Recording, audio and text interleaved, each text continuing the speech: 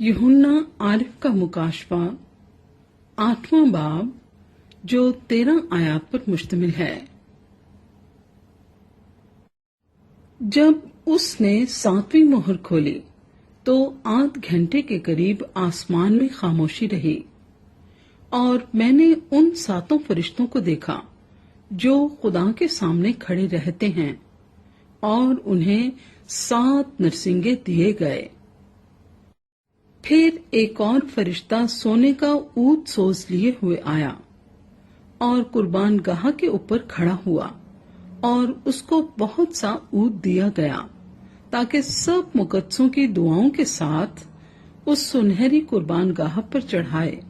जो तख्त के सामने है। और उस ऊद का धुआं फरिश्ते के हाथ से मुकद्दसों की दुआओं के साथ खुदा के सामने पहुंच गया और फरिश्ते ने ऊद सोस को लेकर उसमें कुर्बान गाह की आग भरी और जमीन पर डाल दी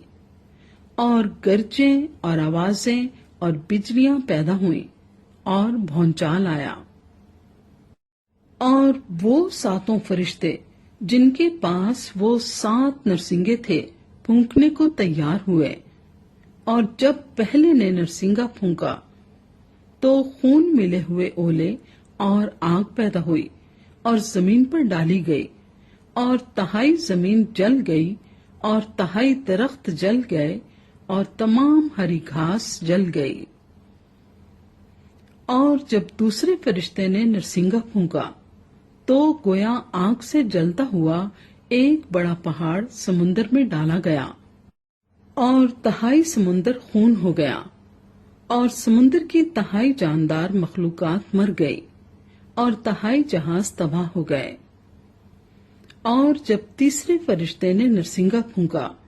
तो एक बड़ा सितारा मशल की तरह जलता हुआ आसमान से टूटा और तहाई दरियाओं और पानी के चश्मों पर आ पड़ा। उस सितारे का नाम नागदूना कहलाता है और तहाई पानी नागदूने की तरह कड़वा हो गया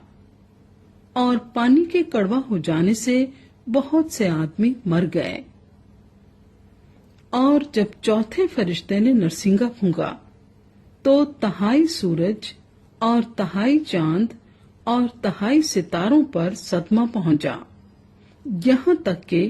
उनका तहाई हिस्सा तारीक हो गया और तहाई दिन में रोशनी ना रही और इसी तरह तहाई रात में भी। और जब मैंने फिर निगाह की तो आसमान के बीच में एक उकाब को उड़ते और बड़ी आवाज से ये कहते सुना कि उन 3 फरिश्तों के नरसिंगों की आवाजों के सबब से जिनका फूंकना अभी बाकी है जमीन के रहने वालों पर अफसोस अफसोस अफसोस।